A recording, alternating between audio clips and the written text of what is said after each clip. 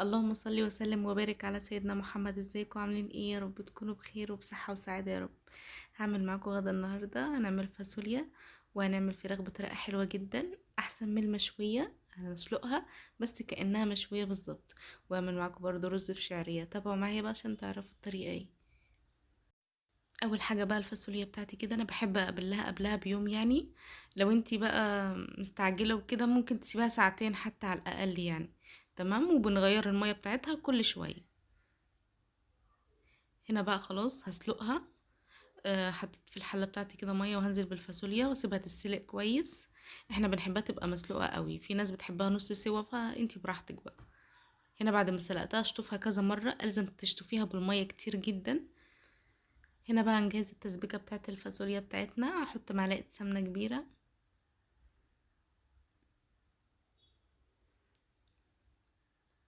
اول ما تسخن بقى كده هنزل بالبصلايه، بصلايه وسط كده مقطعها صغير.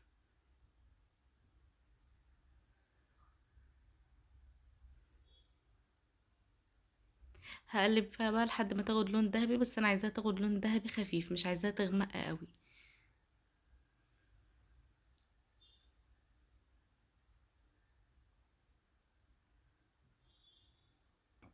هنا بقى كده خلاص انا وصلت للون اللي انا عايزاه، اللون الذهبي الفاتح. مش عايزاها تغمق عشان ما تمررش في الاكل وكده. حطيت كده، كنت هرسه فصين توم. هحطهم بس اقلبهم بس يعني يا دوبت بس الريحه بتاعتهم تطلع، وبعدين ننزل بعصير الطماطم.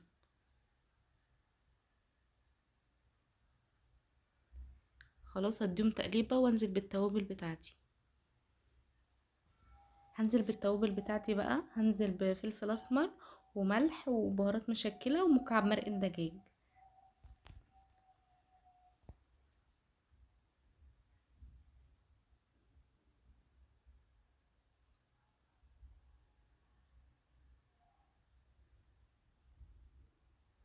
هديهم بقى تقليبه وبعدين انزل بالفاصوليا. انا خليتها تاخد غلوه واحده بس، وهنزل بالفاصوليا. ما بسيبهاش تتسبك الاول وبعدين احطها، لا. انا بحب احط الفاصوليا تتسبك معايا وتاخد من طعمها، بتبقى حلوه جدا. انا بستعمل الطريقه دي على طول يعني، فبتطلع حلوه معايا. شايفين كده خلاص اتسبكت والفاصوليا كانت في قلبها وخدت طعم التسبيكه كده وكانت جميله. هزودها هنا ميه بقى. طبعا شوفي انتي بتحبي المية بتاعتها تبقى عاملة ازاي. انا مبحبش المية بتاعتها تبقى كتير يعني، انا هزود مية بس مش كتير. نحط كوباية ونص كده من المية، واسيبهم برضو ياخدوا غلوتين كده واقوم قافلة عليها بقى. هي اصلا يعتبر استوت بس احنا عشان حطينا مية. تاخد بقى غلوتين كده على النار وتقومي قافلة عليها، وكده تبقي عملتي احلى فاصوليا. هنا بقى الفرخة بتاعتي دي بقى نحشيها بصل. حطيتها على البصلاية دي انا بشراها، حطيت عليها ملح وفلفل اسمر. هقلبهم كويس جدا مع بعض وبعدين نحشي الفرخة بصل.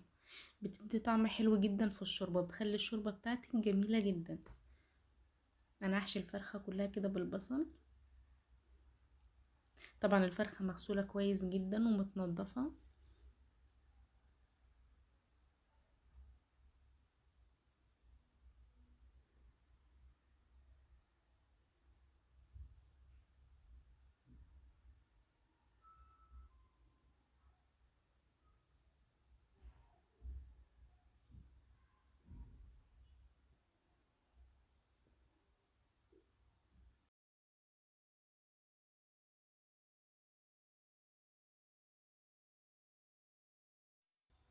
هنا بقى انا كنت حاطة مية على النار عشان نسلق الفرخة.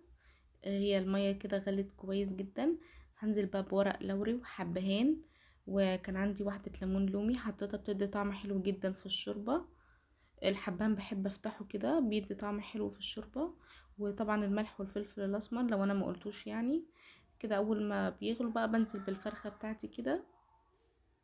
اول ما يعني بسيبها تاخد غلوتين كده على النار، وبعدين بنهدي عليها النار بقى ونسيبها تستوي كده مع نفسها.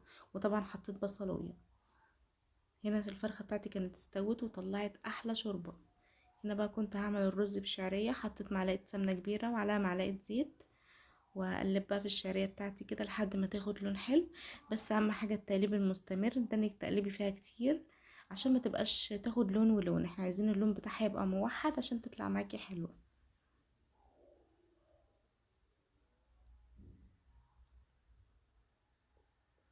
شايفين ما شاء الله خدت اللون الذهبي الفاتح. برضو الشعرية مش بحبها تغمق خالص، يعني مش بحب اللون الغامق في الرز كده، ما بحبوش.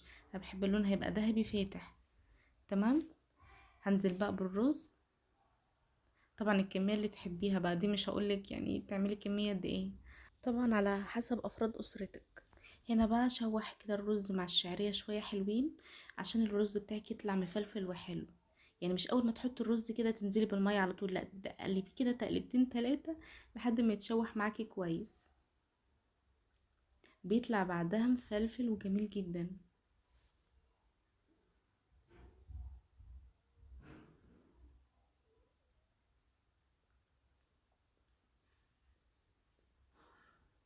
شايفين ما شاء الله شكله اختلف ازاي بعد ما تشوح كده. نزلت بالملح بتاعي، طبعا الملح حسب الرغبة.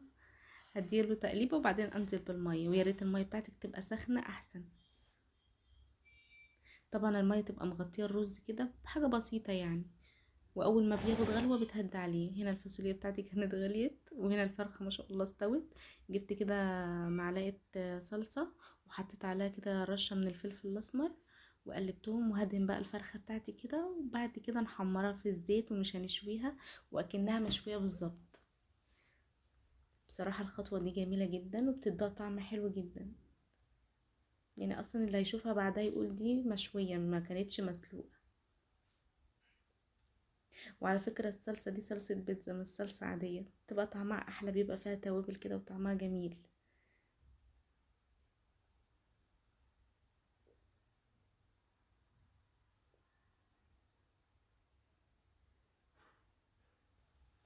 انا بقى جبت الصينية بتاعتي كده، صينية او طاسة اي حاجة بقى، واحط فيها كده معلقتين زيت كبار، مش هنكتر زيت. تمام. وهنسيبه يسخن وبعدين ننزل بالفرخة كده نحمرها بقى. صدقوني هتاخد معاكوا لون، هتبقى حلوة جدا. شايفين ما شاء الله. وهنا الرز بتاعي ما شاء الله كان استوى وكل حاجة خلصت، وخلصنا كده في اسرع وقت. الاكل ما خدش معانا اي حاجة. شايفين ما شاء الله الرز جميل ازاي، لونه حلو ومفلفل. والطبيخ بتاعنا بتاع الفاصوليا برضو كان خلص تماما. ما شاء الله كان حلو جدا برضو. وده الشكل النهائي بتاع الغدا بتاعنا. يا رب الفيديو بتاعي يكون عجبكم ويكون كده خفيف على قلوبكم. ما تنسونيش طبعا في اللايك والاشتراك في القناة، وتفعلوا زر الجرس الكل عشان يوصلك كل جديد. ويا ريت تشيروا الفيديو فضلا وليس امرا.